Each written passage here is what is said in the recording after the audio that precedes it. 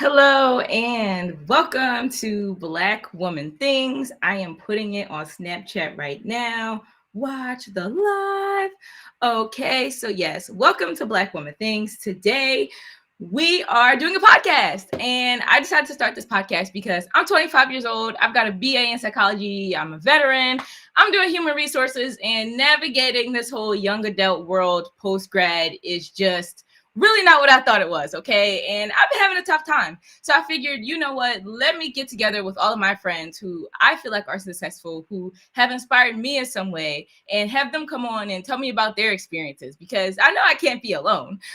So the person that I'm bringing on, her name is Tatiana. And honestly, I'm just going to let her introduce herself. But the reason why I have her on is because I met her in college, and she is someone who inspired me, track and field runner. Oh my gosh, PreMed, bio, so many amazing conversations with this amazing woman. Also, you had your own fitness class and I was there, and I feel like you were just low-key like making fun of all of us. We were dying. My friends and I trying to keep up with this woman. So yes, please welcome Tatiana. Woo! Hello.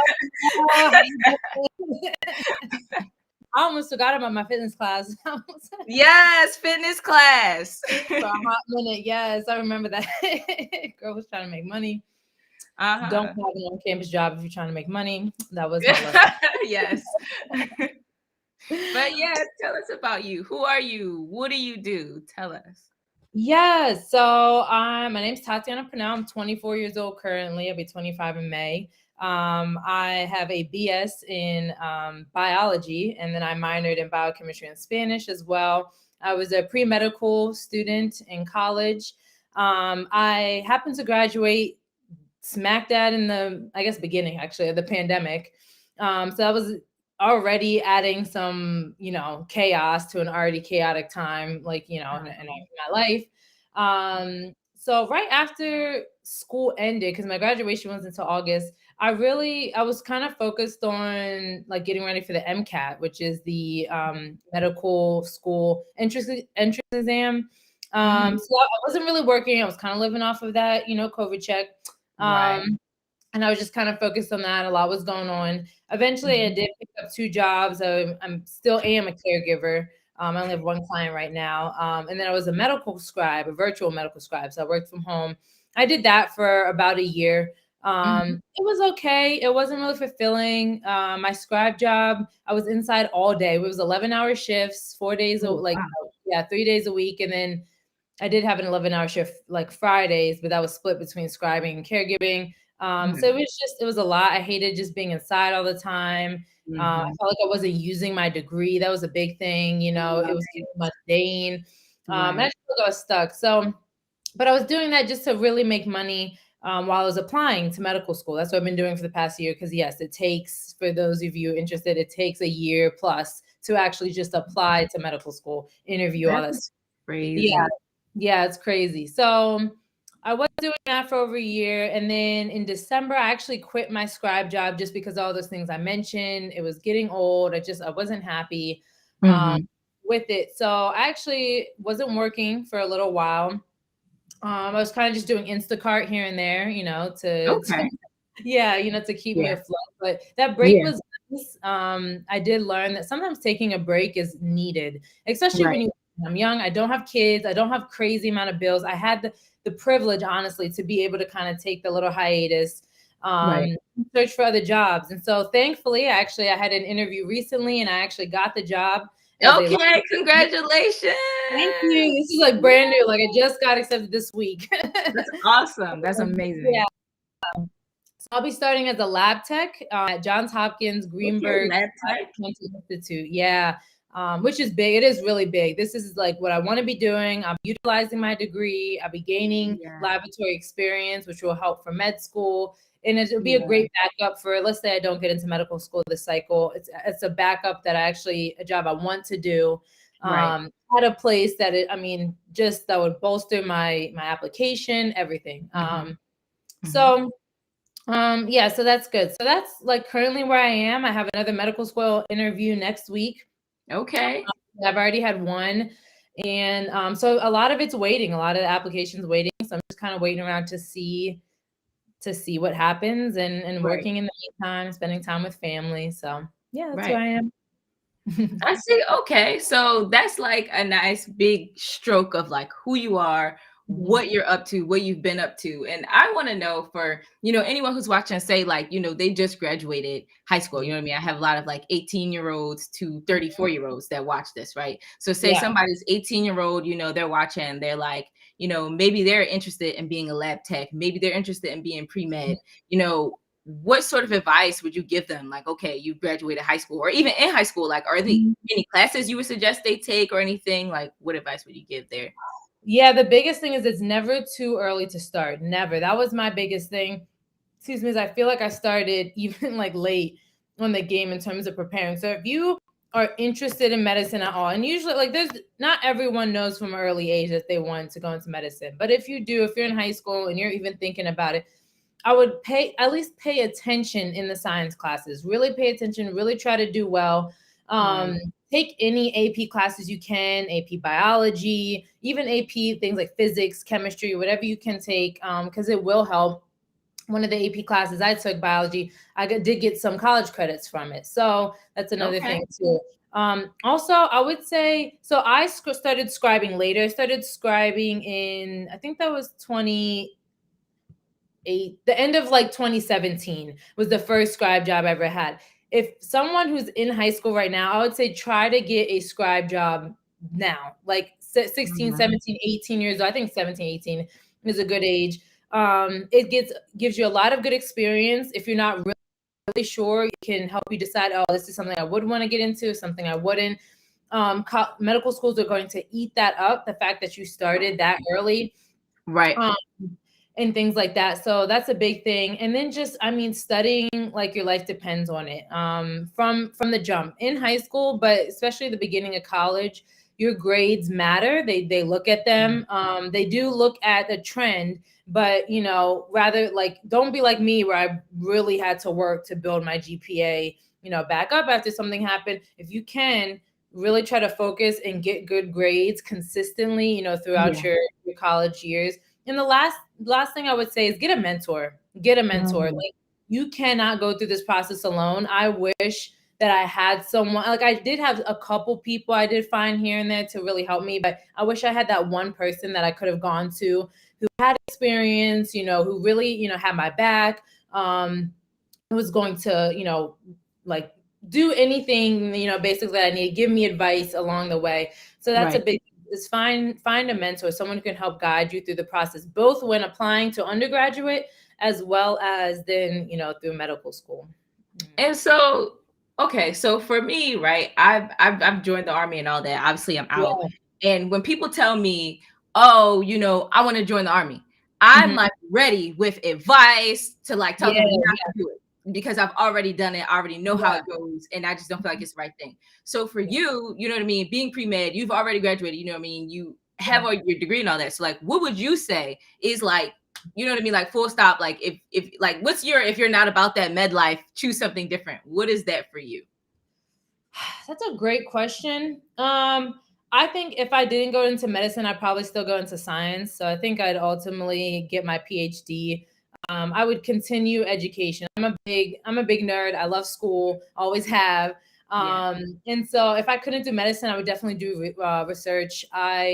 I think science is amazing. Science to me is where we really find the truth, or at least where we um, kind of what's the word I'm looking for?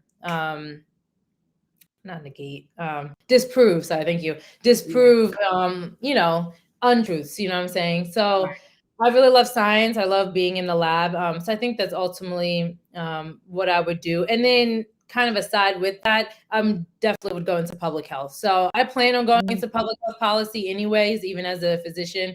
So if okay. I didn't get into med school for some reason, it just didn't work out at all, I would still make my way in there because our healthcare system is messed up, and I plan to be a big voice into trying to enact change in that. So yeah, I think that'd be my plan.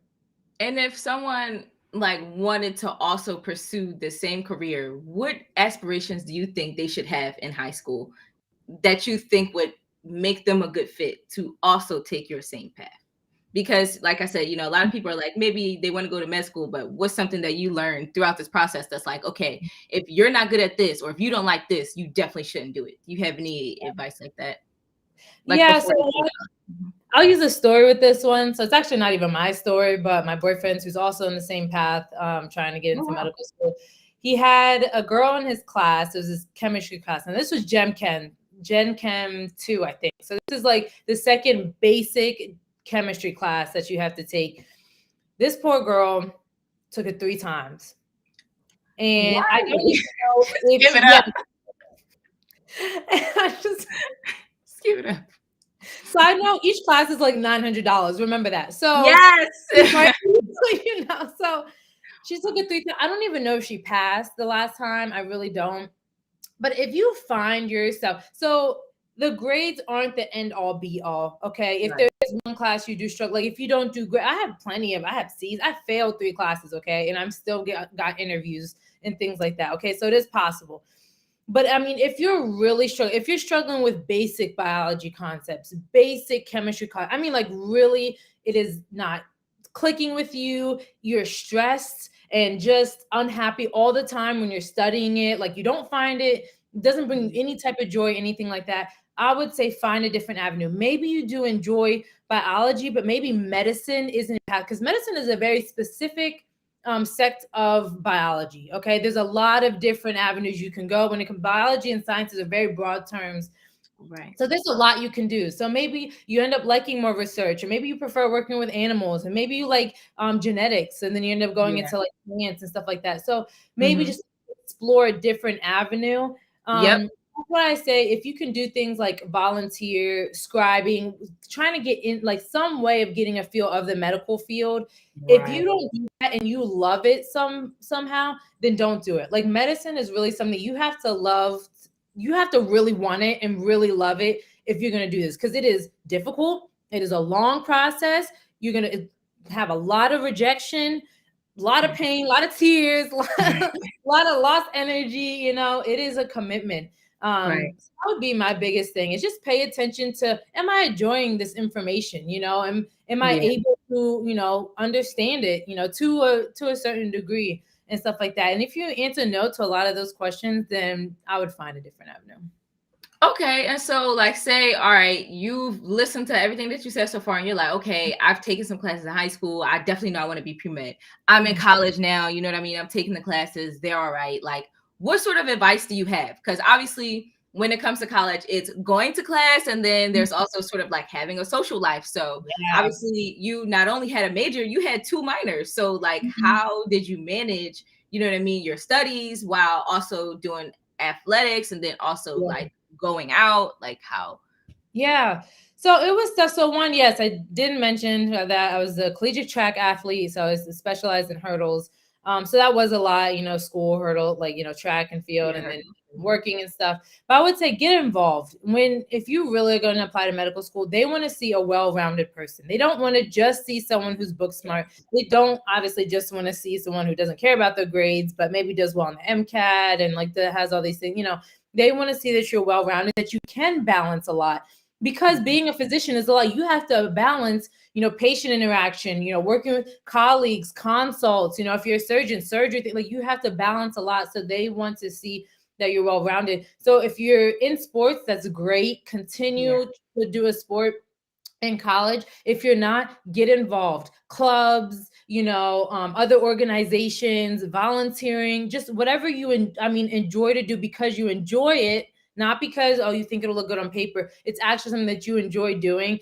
Just get involved. Don't just sit around and just go to class and then just party or whatever and stuff like that. Like actually get involved.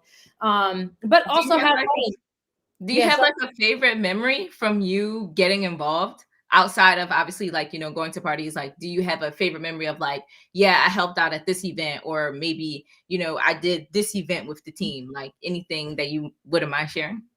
Um, so not really with the team, but actually it's the funny, one of my favorite things was like I didn't mean to get involved in it. So my my sophomore year, I was trying to, so yes. So I'm trying to remember this because I went to Peru summer 2017. So 2016. You did go to Peru. I forgot about that. You gotta tell us about Peru as well. Anyways, go on. So in 2016, I made a GoFundMe to try to raise money for the trip because a lot of stuff was happening. I was on my own. I was broke. Yeah. And stuff. At that time, the NCAA, for some unknown reason, was like any collegiate athlete, like we could not make a GoFundMe. It was like against the rules, but like no one really told us that.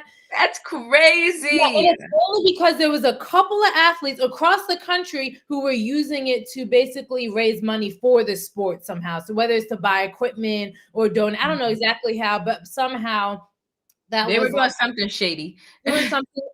I guess shady to the NCAA. I'll put it like that. So. Yeah.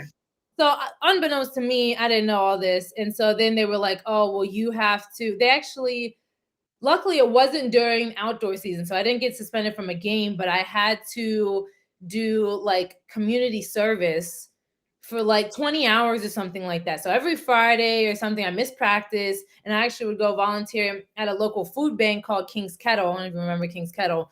But that was awesome. I was actually really glad that I had that experience because actually, and it ended up being a real big blessing because that year was a big struggle for me. And I actually got a lot of resources from that because when you volunteer, they often give you food or anything you need. Right. If they have extra, they'll give it to you. And so that was a big help. But it also was just nice to be able to take time and like help other people. I don't know, to just do something that was just a lot like greater than me, you know, is actually impacting people's lives, families' lives, and just to interact with people, you know, the local community. That really was a really great experience. And they, in turn, they helped me out a lot. So yeah. I feel like you have such a kind heart because obviously you're going into medicine and I'm like, what advice do you have for people? And you're like, medicine is crazy. Like you need to really have your heart and soul into it. And I'm like, dang, like she's not really selling me on this med school thing. Like clearly you just have like, what is your driving force? Because I know you mentioned, it's hard and, there's lots of tears involved and everything. So like, how do you keep yourself going, Yeah. So mine is like I focus on the end goal. So what do I ultimately want to do? My end goal has always been to be a physician. One, because I've always loved science, but then once I kind of got into like medicine, like learned more about it, I realized like I don't know, it was just that like instinctual draw to it, like almost like when you first like meet someone and you have that connection or like something. It's just like something that's almost a little bit inexplicable. That I just know is like this is what I'm meant to do. And then there was a particular, actually, what I wrote my primary application essay about was when I was in South Africa in high school. There was this little girl and she was stuck in a van. And so keep in mind, even though it was winter, South Africa winter is like, it's still 80 degrees by 10 a.m. So it was, yeah. And she had been like 2 years old, 2 years. I mean, she was small. Someone just left her alone in this van, only half parked in the shade. I mean, it was hot. So I remember I was like the only person. I just like, there was no thought. I just was like, I got to get her out. I almost broke a window, but luckily I saw they had one little window cracked in this van. And I pulled her out. I mean, she's hot. I mean, drenched in sweat. Like I get her some water and stuff like that. Like she just clung to me. And I just remember that moment like always stuck with me. That's why I wrote about it, because I was like that feeling of like just having to jump into action, like wanting to save this child, to do everything I could to help her. I know like that's the feeling that I was chasing, that I want to do that, but I want to do that for a lot more people. And I actually want to have the knowledge to be confident in knowing what I'm doing, So if I was in a situation again, I would check her pulses, right? I would have her sit her in the shade, put some water on her face, stuff, just do more things, and stuff like that. So that's what keeps me going, is like knowing that, okay, my ultimate goal is to positively impact as many people as I can, with medicine kind of being that vehicle in which I'm going to do that.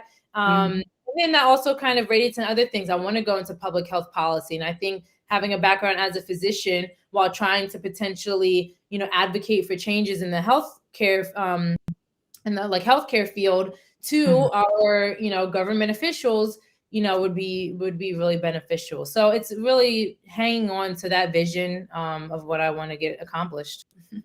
You are just so exceptional. So, like, what do you do in your spare time when you're not, you know what I mean, trying to save the world one small African child at a time? Right. So I'm big in exercising. I'm able to exercise again, thankfully. So yeah, I've been getting back into exercise. I read a lot. I listen to a lot of podcasts, Yeah. things like that. I've been trying to get back into journaling and like meditate more Okay. self-care things. Yeah, trying to get back into a routine, discipline. I spend a lot of time with my family since I've had time. So I go down and visit my sister a lot. I'm about to have my niece. I've been seeing that. Yeah, Yeah. yep. So I do that, and then I was applying to jobs, for a while. Of Um, course, yeah. yeah, right. But I Do you also, watch and then any shows? guilty pleasure is watching The Office. I probably The watch it. Office? I Okay. know out of all the shows. Have you checked out the Abbott Elementary? They say it's supposed to be like similar in humor, No, but is with it? Black people.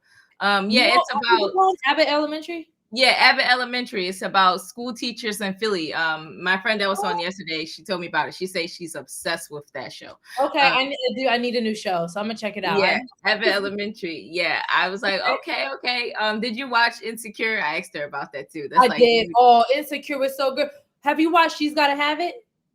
yes, I have also watched Oh She's my Gotta goodness, I Have It. love that. Yes. Oh, Yeah. I Did love you that. watch Being Mary Jane? I didn't. I missed out on that one. I did not watch that one. I know. I gotta. Okay, well, they also have like other Black sort of like friend shows like Sisters, Harlem. Have you watched any of those shows No, too? I haven't. I've seen them though, like, but I haven't like really. I'm really bad. I will say I'm really bad when it comes to like new shows, new movies. I'm a Yeah, person where I kind of stick to what I know, just because right. I feel like I don't have time to like follow through and finish it. Yes. So I'm really bad on that, but I do know they exist. I even stick to I things didn't like know this. Mood. right, but I watch old show. Like I still watch Everyone Hates Chris, Right. or um, He's in Abbott Elementary. He's a he's teacher. in really. Yes. Okay, And you now know the girl who she's a large, she's in there too. The yes, from what's her name? BuzzFeed. You know her, Yes. she's in the show too. She's also a teacher. Okay, I gotta watch that. I really gotta watch that Yeah, now. there's people that you know in there. I haven't seen it yet either. I'm just saying. What Okay, I okay. think we can do is so my friend, she watches it, she loves the show. I think we can have a whole little, you know what I mean, watch party. I can add up to 10 people in here. It could be the three Yes, of us, yes, and we can watch and we can come on here once a week and talk about the show, you know what I mean? yes. And or whatever show we watch, whatever.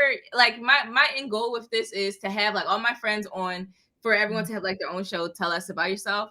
And then Yeah, once I've had like enough people on, then I can say, okay, this one is going to be maybe about health, you know what I mean? And then I'll yeah, have yeah. friends who've all like done health or whatever, and I'll be like, hey, can you come to this panel? Here are the people that's been on, and you Yeah, can watch their show, so that way you know like who they are, you know what I mean? So it's sort yeah, of like, that'd be awesome. I like that idea. I like that a lot. We yeah, should do that. I'm so big on connection because like I said, with how I've been feeling, like I'm not the only person feeling that way. And you obviously pursuing being a physician, you're not the only person who is doing that. And in your journey, especially with the NCAA, I'm sure there's other people who experienced that as well. And something in the last podcast we talked about is, trying to pursue higher education. Mm. Sydney said she feels a bit more isolated because she thought, Yeah, okay, I'm going to be around more Black people if I go to maybe this type of school or if I work at this sort of place. And she's realizing like, no, like there are not more Black people. And she's wow. realizing like, wow, it actually impacts me. And for me, for myself, being in the military, being in a predominantly white unit and being Mhm. a minority, I felt like I was a minority and it Yeah, yeah. impacted me mentally. So I will pass this on to you as someone who's pursuing, you know what I mean, higher level Mhm. education and all, especially in medicine. Have you experienced any challenges or any, I feel like I said enough words. No, that's definitely true. I would say, well, I've experienced like my own like personal challenges when it comes to medicine because I'm not in medical school yet. I haven't yet personally experienced that when it comes to being like the only Black person in the room or the only Black female, in the room in the class. But I do Mhm. have there's two experiences. So one of my really good friends, she's at VCOM right now. She's a second-year medical student. She was one of five women of color, not even Black women, women of color, period, in her class. There were no Black men in her class, none. Wow, whatsoever. that's crazy. And this is in Virginia. Okay, this is in Virginia. It's the opposite from my friend that was here yesterday. She's the only Black female, and then there's I think 3 or 4 Black men, and so it's just her, and then the rest are white people. And she's at a HBCU in Maryland here, actually. Oh, and, yeah, University of Maryland. I did see. Yeah. Yeah, she's just like, I can't believe that, like, it's just me. I'm the only Black woman, and I'm like at this age, because she went to a PWI like we did. So she's like, I'm getting my graduate degree. I'm going to go to an HBCU. You know what I mean? And it was just not what she thought it was. And I was like, I'm shocked too. I would think any HBCU you go to, it's just all Black all the time. She said the teachers were white too. I was like, oh my God. Like, because it starts from the bottom. It's like a chain, that analogy. When there's one kink in the chain, the whole chain is basically messed up. It's weakened. So the issues start from young. Start from the young kids in school. Okay. Majority of young Black kids are in areas where they don't have good public schools, right? Or majority of teachers are not Black, right? Majority, even in elementary, middle school age, most college professors are not Black, right? So initially, most of us don't even have that, oh, someone who looks like me is doing this, has pursued higher education, I can do this too. And I actually was just reading something. A study found that when a Black student has a Black teacher, their chances of being, or their interest in going to higher education increases by 30%. 30%. That is significant. Representation matters. So it starts there. So if we don't have enough young students, young kids seeing people in the schools doing it, they're not going to go and pursue higher education. And then the cycle happens all over again. So watch a documentary. HBCUs, some of them are really struggling, like for instance Morehouse, as to whether or not to accept more white students or thing like that, because one, they're not getting enough Black applicants simply due to what I just said. Two, they don't get the same amount of funding that these, they're not called white schools, but majority white schools have, and things like that. So it is a problem. It is a problem. So it might seem surprising, but when you really understand the history and really what's going on, unfortunately, it's not that surprising. I do understand why. But I have talked to, there's this one girl I met at Penn State. She was a 4th-year medical student then. She was one of 3, I think, women of color in her class. I don't know if there was any males of color. I can't remember. But she was real with me. She was honest. And she told me, because I did apply to Penn State, and she told me, she was like, it's not easy. So when you're the only person of color in a class and you don't get picked on often, right? People always are second guessing what you're saying, what you're doing. She said, you have to work 10 times, 15,000 times harder than they're doing in order just to prove that you're worthy to be there, which is really sad. It is the truth. Like she said, she never studied less than 4 hours a day, 4 to 8 hours every day, weekends included, everything. That's when she would study. She had classmates, this blew my mind, in medical school who were like, why do you study all the time? Why are you studying so much? Like, why don't you come out and drinks? I'm like, who's going out for drinks in med school? I was like, what? Yeah. But that's just the truth of the matter, is that people are going to try you. They're going to underestimate you. They're going to try to undercut you. They're going to try to ignore you. They're going to try to come after your phenotype, hair, whatever, skin, things like that, how you talk or whatever, to try to put you down.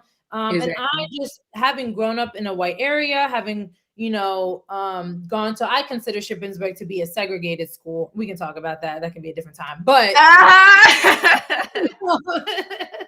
but in things like that, I've learned how to let a lot of things go and be selfish. Just focus on myself. What anybody else says or thinks is irrelevant, so long as I'm not being discriminated against in terms of when it is interfering with the opportunities that I have, the recognition that I'm getting, which I will speak up about.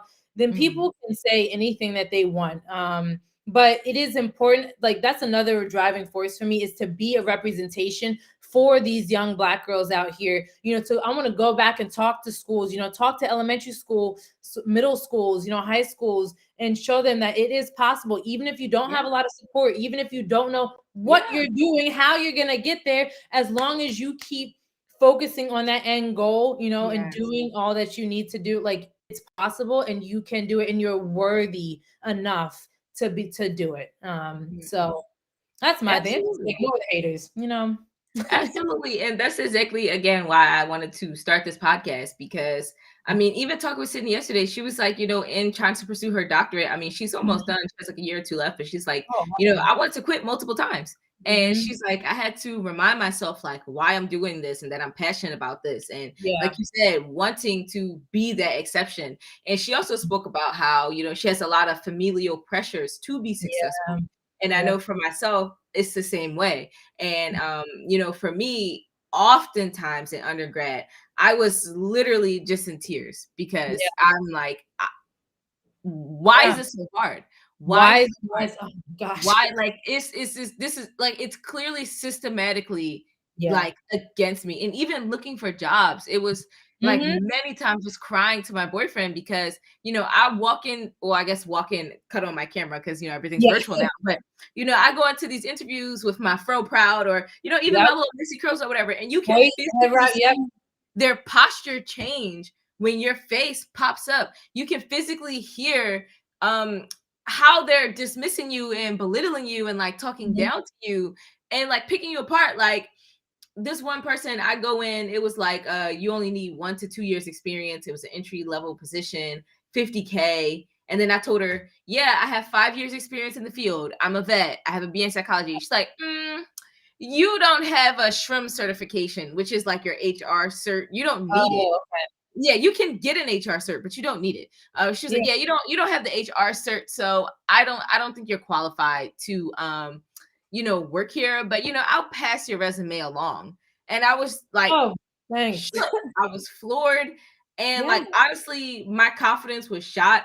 And like, from then on, when I was interviewing, like, I was on some modest stuff because I was like hurt, until I did one interview and this guy told me straight up, I really like you, but you undersold yourself here. He was like, you've done so many more things that you have on your resume that you didn't even tell me about in this. I'm going to move you along to the next level, but I need you to sell yourself because you're really great and like you're worthy of these positions. And I'm just like, oh my gosh, thank you, stranger on the phone I've never seen, for like validating me, because I've needed this. Yes. That's a big thing too. Actually, I had a similar experience with preparing for interviews for like med school. Like, when I did my mock one, that was what they told me too. The professors were like, you really undersold yourself. Like, you didn't. And I don't know if that's a common thing amongst, Black women in particular, especially when trying to almost fit into these professional settings. But I know that I think it's something that's always on our mind. So I know, like, for instance, I was talking to my sister about my hair for the one interview and how I was just gonna she wanted me to have it out and stuff like that. But and I know this is bad, and I do plan on, I'm working on changing his mindset, but I'm like, I just have to make it. And I understand how the system works now. So until things change in society, and until the dad can say I am a physician, I'm gonna play the game. I'm gonna play the game. So I'm gonna slick the hair back or whatever. I'm gonna talk. Wow, I need to talk. Hello. Yes. My name is Tara. No, I'm joking. But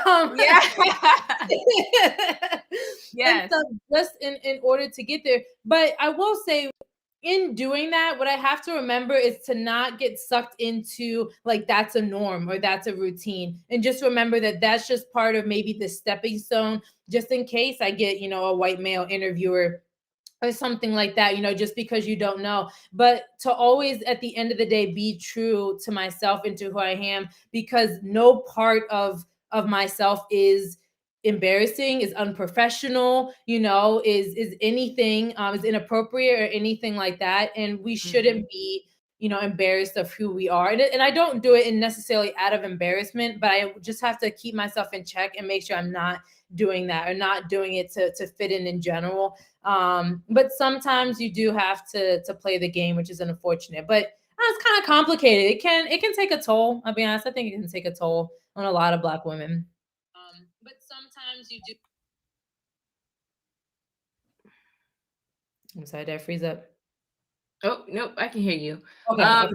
yeah, I couldn't hear you at first, but I can hear you now. Yeah, I would definitely say that I had the same exact issue that you were talking about, and like I wish I could like put little animations on the screen or something, because for me when I was interviewing for jobs, like I said, I could like so my very first interview, how was my hair?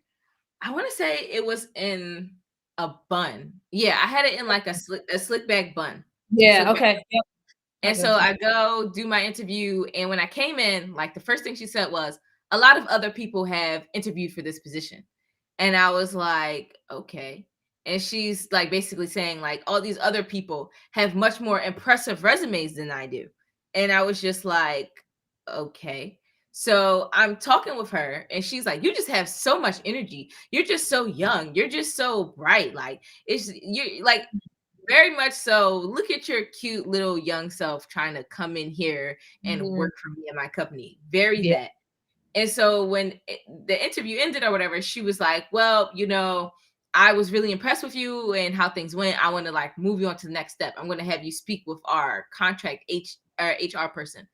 I'm like, Okay. "Okay, great. They love me. I definitely have the job." Because she was like, "That's like the last step. You meet with the HR person." So Yeah. I went with like my afro all out. I was just like Yeah. ready to go because I'm like, this is the last step. Like I already wooed because she would have been my Yeah. manager.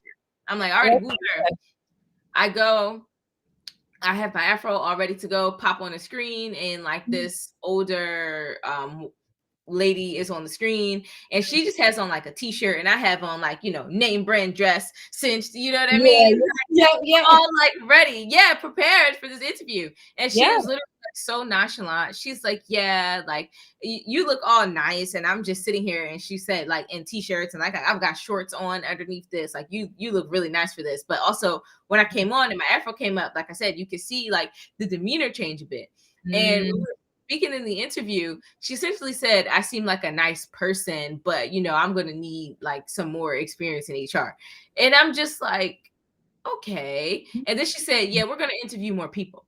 And then I was confused because again, I already interviewed with the manager. Out of all yeah. the people she interviewed, she liked me the best. She passed me on to the next step. And then that lady's like, "Oh yeah, no, like we need to Yeah. interview people." So I was crushed. Like, yeah, Mhm. I was absolutely crushed. But And I think unfortunately that's a common experience yeah. among a lot of Black women, and it really is a shame. I don't know if you know about the Crown Act, or if you've signed that at all, but it's basically a petition trying to make it illegal to discriminate against hair, which I don't know if anybody knows. California is the only state in which it is actually illegal to discriminate against hair. So thus, if you find that someone is like an employer is discriminating against your hair, you can actually take legal action against them. In all other 49 states, there is no law. So employers can do whatever they want. If they don't like your hair, so what? They can say it openly and you can't do a thing about it, which is unbelievable because that only harms Black women, only harms Exactly. Black men. It has no effect, for majority of white people, I'm saying, unless they want to, dye their hair or whatever, stuff like that. But in general,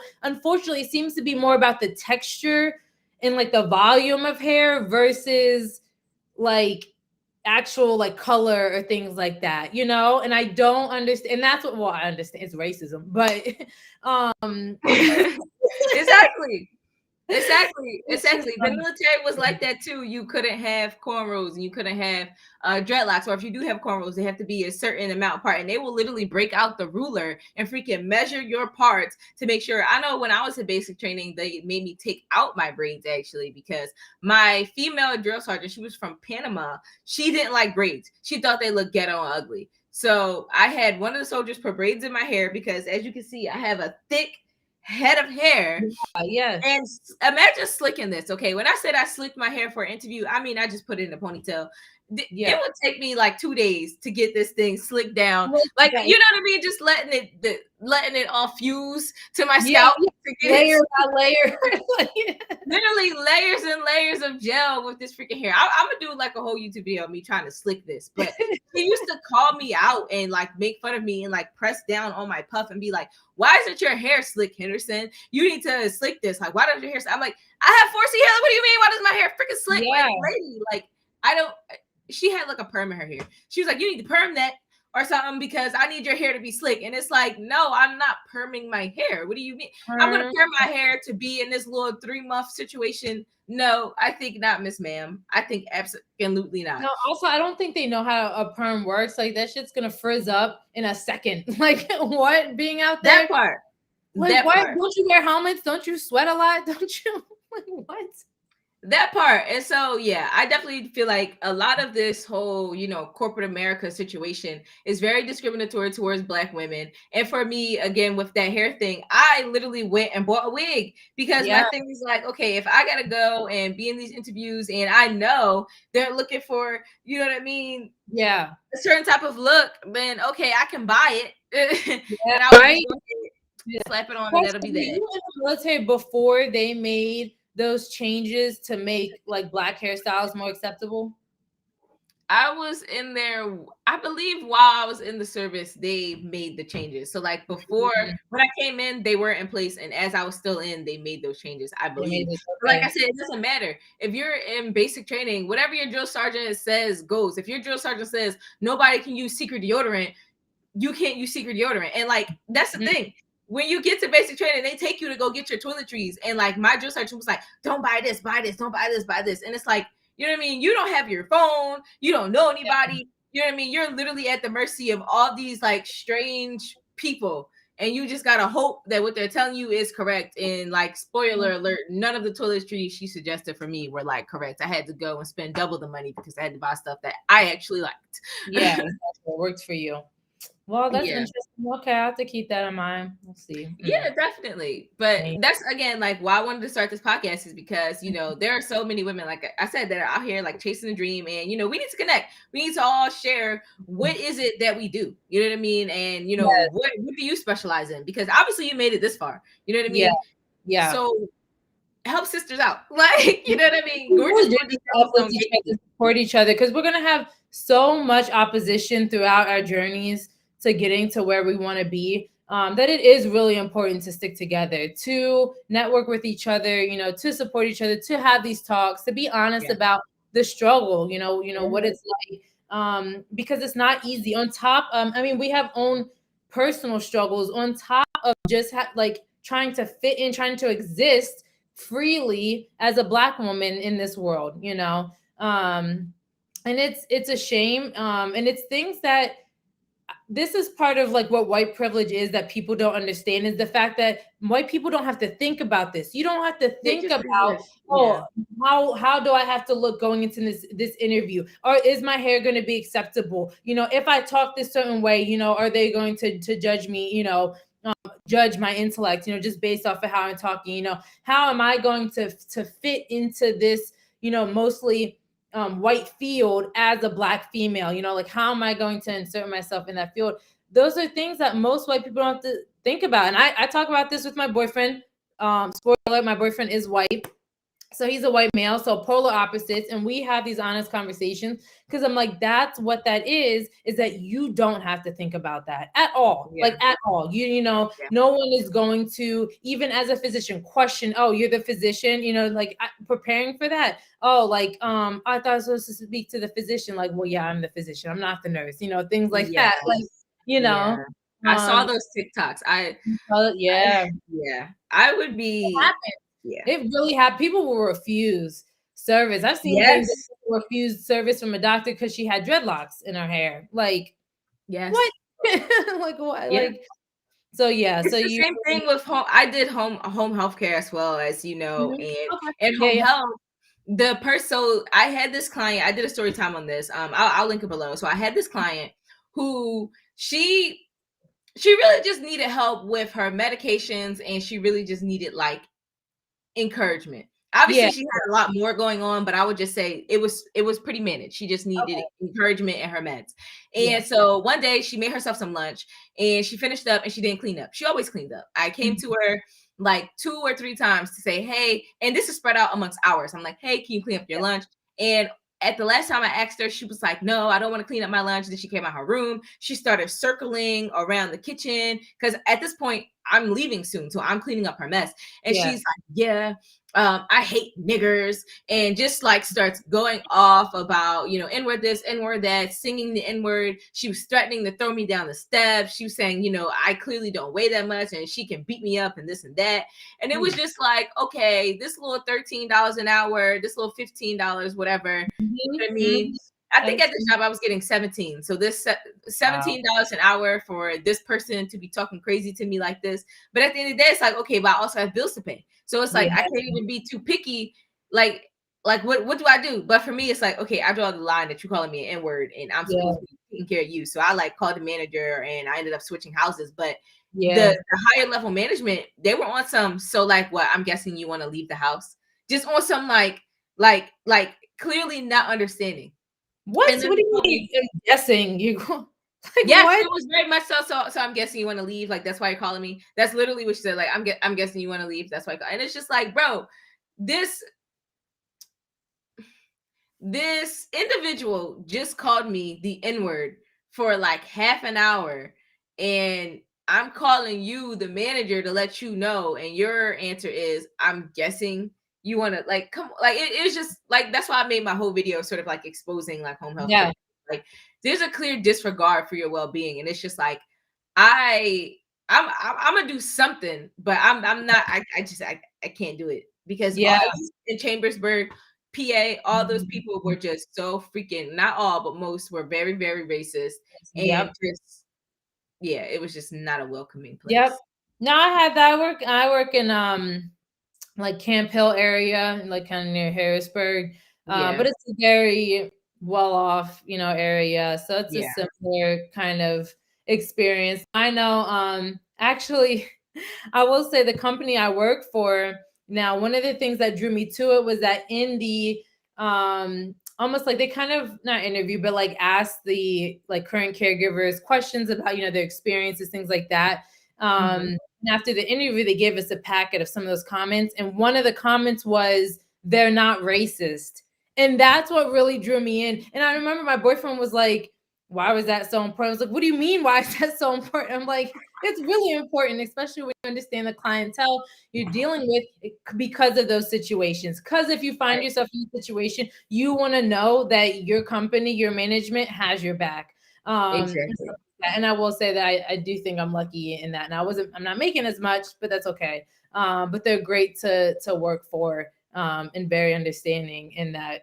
Because that's so important. That really is important. And that is also a form of racism that people don't understand. Like when you are belittling, not belittling, but like you're downplaying someone's, do you still hear me?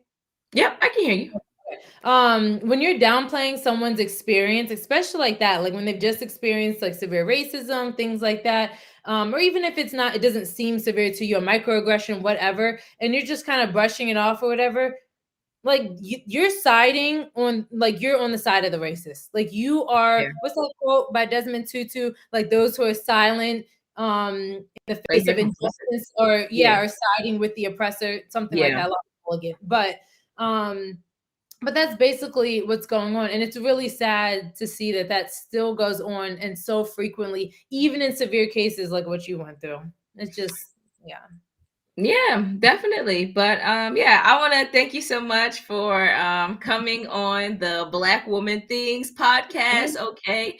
I got all of your information linked down below. If anyone is interested in pre-med, or obviously pursuing going into the medical field, definitely contact Tatiana right down below. And yeah, I'm going to let you go. Thank you. Thank you so much for having me. It's been a pleasure. Bye, everyone.